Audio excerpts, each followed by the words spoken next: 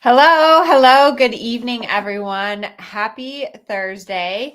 Tonight, we are talking about a lot of things. We are going to be talking about groundwork. We're going to be talking about my trip to Europe, which I just got home from last night. We are going to be talking about riding older horses and anything else that you want to learn about. So, first of all, this Sunday, I'm doing a free webinar on groundwork. So please make sure that you RSVP, come. It's going to be at 12 noon Pacific time. I wasn't planning on doing anything groundwork related this winter, but I know so many of you have been asking about groundwork. And also, I feel like the winters, we always end up doing more groundwork because the weather is unpredictable and difficult. So, hello, Hannah. Hi, Carolyn. Awesome. Good to see you all that you found me. So, yes, Hannah says, welcome back. I got back from Europe last night. I spent a week in Europe looking at horses, seeing some amazing barns, visiting some trainers there. It was an amazing trip. We had so much fun. My mom, Joellen, went with me. We flew to Amsterdam, rented a car, drove like all through Holland, Belgium, Germany. We drove all over the place. We saw, I don't know how many horses. I want to say maybe like 40 horses. It was a lot of horses.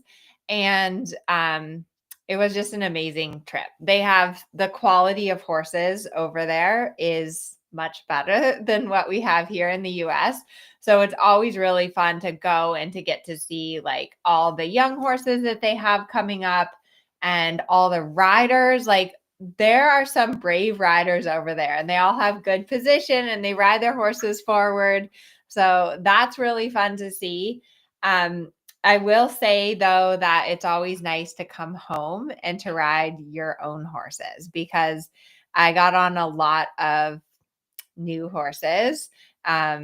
And it's always like, it's a little bit nerve wracking riding horses that you don't know. And part of what I love about my horses is that I know them so well and I've ridden them for so many years and I have that consistency and bond with them. And that gives you a sense of security. And then when you get on, other people's horses that you don't know, there's always that like hesitation of like, is this horse going to be okay with me because they don't know me? And am I going to ask to canter correctly? And all of those things. So there was one 4-year-old mare who I love her. She's like super talented, very cool, but she's super green. And so good tip is when you go try a horse, you always want to make sure that you see someone else ride the horse first. This is very important. You never want to get on a horse that someone else won't get on first because you just don't know, right? Like you just don't know if you can trust that person or how the horse is. So I always request that they have a rider there to ride the horse first. And I really pay attention, like, does the horse look tense? Does the horse look nervous? What is the rider doing? What exercises is the rider doing? Which lead do they pick up the canter first? How do they ask the horse for canter? Like, so that when you get on the horse that you're able to give similar aids. Like, you always want to try to mimic how the horse is used to being ridden to have the best ride. So anyways, 4-year-old chestnut mare, the canter was like wild. Like thank goodness for small indoor arenas. That's all I have to say. So I saw the guy ride her first and she was pretty hot and the canter was pretty forward. And I was like, I think I can ride her. And so, what I did when I got on her was I just trotted for a long time, like lots of circles and changes of direction and kind of felt it out because that's another thing is, you get a pretty good sense of the horse and how the horse feels. And then you can decide like, okay, I think I could canter or no, maybe not. This horse isn't for me. So I trotted her around for quite a while and she relaxed enough. And then one thing that's important, I think, when you're trying a new horse and you're asking that horse to canter is to feel out the transition into canter. So you don't want to just like go along and trot and then like, give them a big kick and a tap with a whip and off you go into canter. especially on a horse that's a little hot and sensitive. So with that mare, I did lots of circles, and then I tried to ask her to canter as we were coming towards the wall or as we were going into a corner, because that's always a good place to ask your horse for the canter, is as they're approaching a wall or going into a corner, because it helps you to get the bend and to keep a little bit more control of the horse. So I decided I wanted to canter the 4-year-old mare, and I went about it slowly, using the corners, using the circles, because I knew that if I could have a smooth transition into the canter, she would be okay. If I scared her going into that canter transition, then it probably wasn't going to go well for either one of us. So anyways, I got her to canter. I didn't fall off, which I was very happy about. And she's a super cool horse. So that was fun. I basically rode horses from like 4 years old up to 7-year-old. And it's always tricky, right? Because either you can get a younger, like more talented horse, or you can get something with more training, but a little less talent, unless you have like an unlimited budget. So it's always kind of a matter of balancing those two things. And Carolyn's asking, did I find one? We'll see. We'll see. I hope so. I found 2 ones that I love, but then it's always, they have to vet check and do all that. So we're in that process. Other things that were fun from our trip. Oh, so this was a good one. My mom, Joellen, she's so wonderful. She came and helped me like with the driving, because I was trying to arrange where we were going and like the map and the scheduling and everything. And we drove. Anyone guess how many miles we drove? We were there for 4 days. We were there, let's see, Friday, Saturday, Sunday, Monday, Tuesday. We were there for 5 days, driving around, talking to trainers, looking for horses. Any guesses how many miles we drove? When we got there, we got like a brand new rental car. It had 400 kilometers on it. It was very nice and new. And we drove 2,800 kilometers, which is like 1,800 miles. It was crazy. So we drove a lot, but we were trying to find this barn. And my mother, who I love dearly, drove up this road that was like, it was on the maps, but it got very muddy and very wet. And we literally like almost got the car stuck in the mud. It was so bad. She had to like back it up, and it was like spinning out and swerving. And so we almost had to get rescued out of the mud, which luckily we survived. We did okay.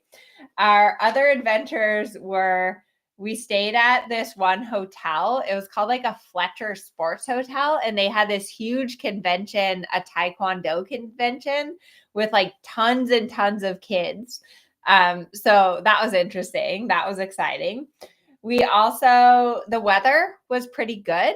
Like it wasn't terribly cold. I was able to actually ride a couple of the horses outside, and that was really great, because it's always hard here. I live in California, and we don't have an indoor arena. And so you go to Europe, and all those horses are pretty used to being in small indoor arenas where they just like go around and around and around. And then they come here to California, and you're like, well, great. Like we have no indoor. So then you just kind of have to be brave. So anyways, I got to ride a few of the horses outside, which was fantastic. We went to this one barn in Belgium. I posted a few pictures on my Instagram, but this barn was so fancy. It was like way fancier than my house. It had this beautiful lounge, and then the arena was huge. So it had an indoor arena that was probably like a dressage court and a half. Like it was wider than a dressage court. And it had big TV screens in it, which was so cool. And then what they did was they projected the lights. They used lights to project the letters into the arena. So it was cool. Like on the arena surface, it said like K and E and B, and it was projected in a line it was basically the quarter line because the arena was wider than a dressage court. But I thought that was really cool. And the lady there, though, she said that the young horses really get scared of those lights, right? Because they go through them and then like the light changes. But that was a very cool barn. And yeah, we had a great trip. I always enjoy going there and riding. I feel like it's really inspiring to get to see the horses that they have there, to get to see the riders, to get to feel those horses. And it's a different thing over there. It's much more a way of life for them. They're way more professional about breeding and then developing and bringing up the young horses, which I think is always cool to see. And the horses were all good. They all behaved well. They're started well. They do a good job. So anyways, it was a fun trip. I got back late last night and I'm super excited to be home because we have so much exciting things coming up in like the next month ahead. So Sunday is the Groundwork webinar.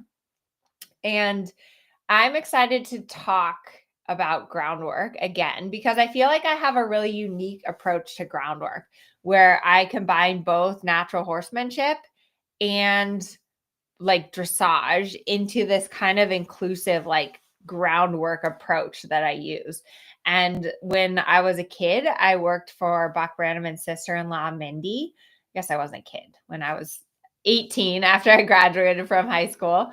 And so I learned a lot of the natural horsemanship and like how to start young horses and how to do all the groundwork at the rope halter.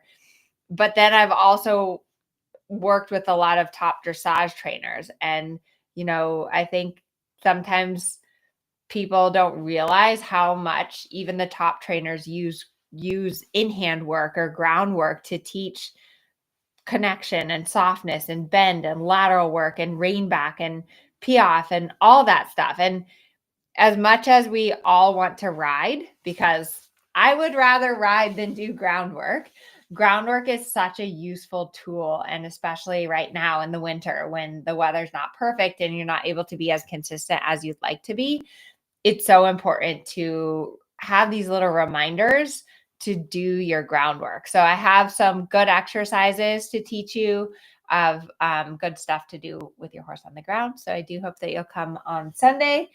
And what else? Oh, very exciting. For those of you who are Strides members, we have a very exciting guest speaker coming in February. So we got Ingrid Klimke to come for our Stride students and to do a lecture, which I'm really excited about. Ingrid is just such an amazing rider, such a great horsewoman. And so that will be fun to get to interview her.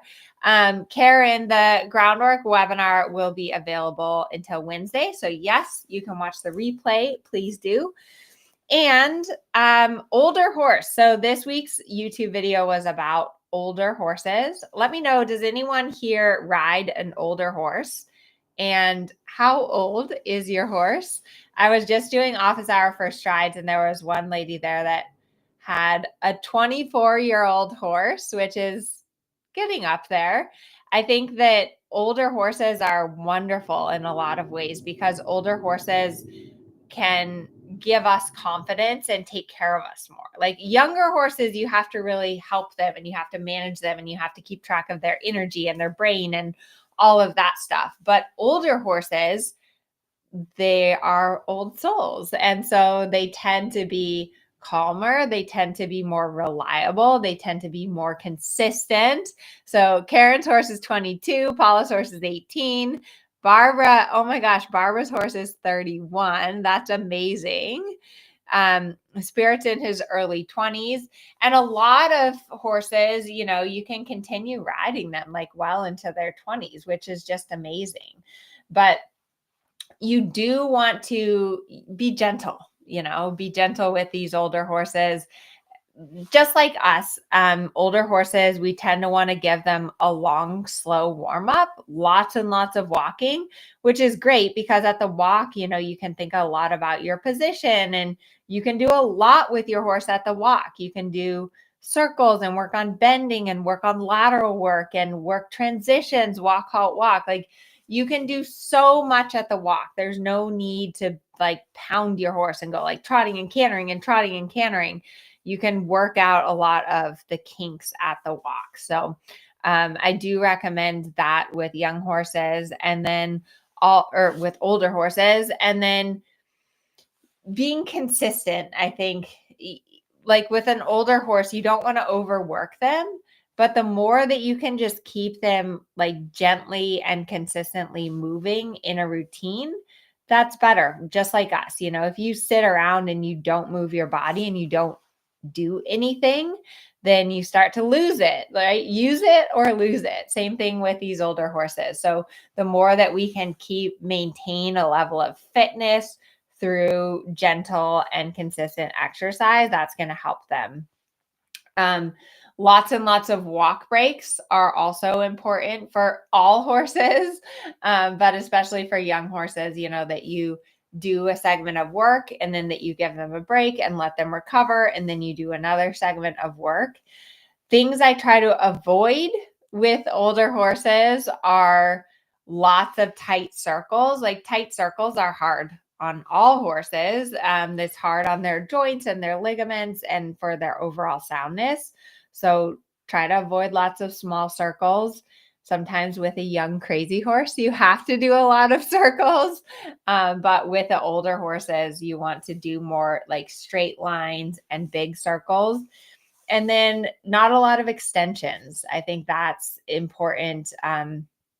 My Grand Prix horse, Natasha, the black Negro mare, you probably saw me do a freestyle on her. She's 20 this year. And so she's retired now from competition, but I did compete her as an 18-year-old. So at 18 years old, Natasha was doing the Grand Prix freestyles. And I didn't do a lot of extensions. I didn't do a lot of trot or canter extensions. I never did them at home. And then at the shows, I would do them, but I was a little bit more conservative because big trot extensions, that's something that it breaks your horse down more, it causes more injuries. So avoid doing that, but you can do so much with an older horse, and they're so wonderful and they're so generous. My horse, Geronimo, the one that I talk a lot about, and, he got him at 4 and he started rearing and he like took us on this whole journey that brought us to this point today. But my mom rode him from when Geronimo was about 20 until he was about 26. And she had so much fun with Geronimo. She showed him third level.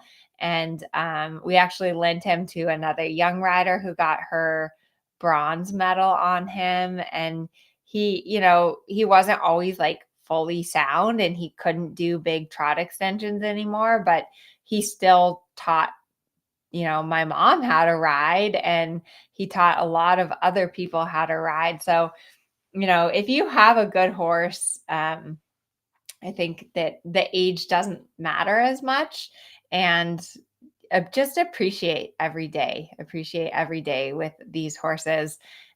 We actually had to put down one of the older horses at my barn yesterday, Montero. He was a PRE. He was actually the first horse that I learned how to do tempi changes on, which was crazy. I think I've had him in my barn for since before we got married. It must be like 12 years. And Montero was such a cool horse. He was 30. But yeah, all good things come to an end. So that's my spiel on young horses. There are a few questions on Facebook about older horses. So let me know in the chat if you have any questions. Barbara's asking, can I still do spiral in and out? So yes, Barbara, for sure. On an older horse, you can do spiral in and out. Just pay attention, if maybe don't go as small on this, like the small circles. And then like in general, if your horse starts to feel uneven or if they're limping, then that's a sign that maybe you need to not make the circle quite so small for them. But yeah, just listen to your horse. All right. Karen, this is a good question from Karen. What are the signs indicating it's time to retire them? from being ridden? That's a good question. I think that's a hard decision. That's a really, really hard decision about when it's time to retire them. And it's different for every horse. It's also different for every person. In my experience, one of the hardest and like scariest things sometimes that happens with older horses is they start tripping. And that becomes like a safety issue. So if they're tripping a lot or falling down with you, then it's time to retire them, unfortunately. And sometimes if they develop arthritis in their neck, or if they get like very arthritic in their legs where they're not picking up their legs enough, that can cause them to trip. And that for sure is a sign that it's time. And then but as long as they're like happy and sound-ish, I think that keeping them in like a gentle work program can be the best thing for an older horse, like just for older people, right? Like the more that you're going to the gym and moving your body, that's better for you. Although you certainly, as your horse gets older, it's important to understand that you might have to reduce your goals and at least be realistic about what your horse can handle as they get older. Like, for example, with Natasha, she did the Grand Prix at 18, and then she had like a few little lameness things came up to where it's like, I'm not going to keep pushing her to do Grand Prix because she was such a good horse and she did so much for all of us. So now, like, one of my students rides her a couple weeks and she goes out in the pasture. And so she's semi-retired. Like she's not doing Grand Prix work anymore, but that horse loves to work and she loves to get groomed and brushed. So, she gets to get out and she gets to do a lot of walking and she gets to do a bit of walk, trot, canter. And she's still enjoying that. So those are my tips for retiring them. Let's see. Carol, how long does it typically take to bring an older horse back into condition after a long downtime? It definitely takes them longer when they're older than when they're younger, just like us, right? Like we bounce back a lot quicker when we're younger. But like the general rule with horses is if they have a year off, it takes them a year to get back to where they were. That's kind of just the general rule. It might be longer for an older horse. It might be shorter for a younger horse. That just kind of depends. And let's see, there's one more question from Cantor Lakes Farms. I have a question about walk canter transitions. My trainer suggested if he doesn't get it immediately, don't let him go, bring him back to the walk. But I don't want to let him think he can just do a half try and not do it. So I'm a little confused. Should I keep pushing for the canter in the walk canter transitions when they're messy so he learns it from the lightest pressure? She has me tease with the outside hind.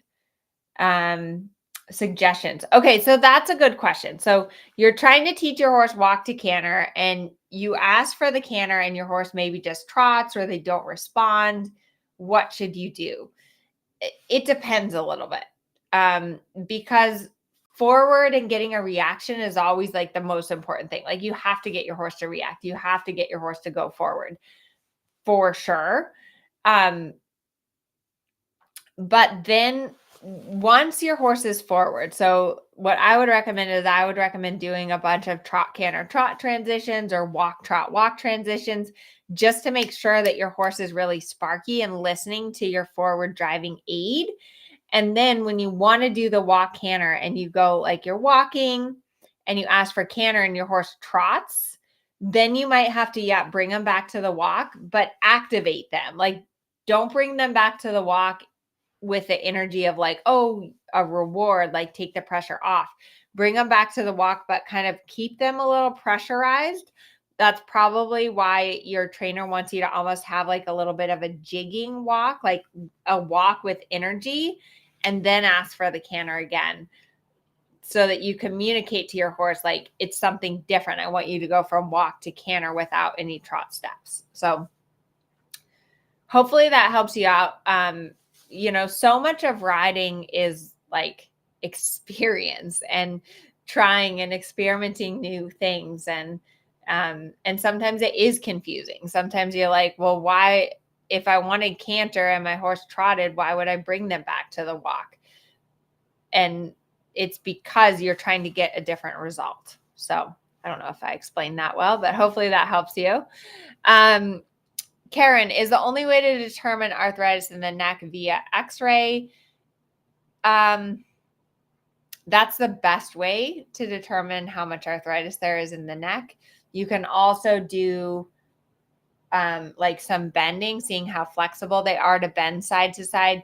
But unfortunately, what happens with horses is when they get arthritis in their neck, it can start to compress on their spinal cord, especially when they're in certain positions. And then they can trip because they're of the spinal cord compression. And horses falling down is like one of the most scary and dangerous things I think that can happen. I had a young horse that I was riding, and he actually had compression of his spinal cord because of like a malformation in his neck that we didn't know of.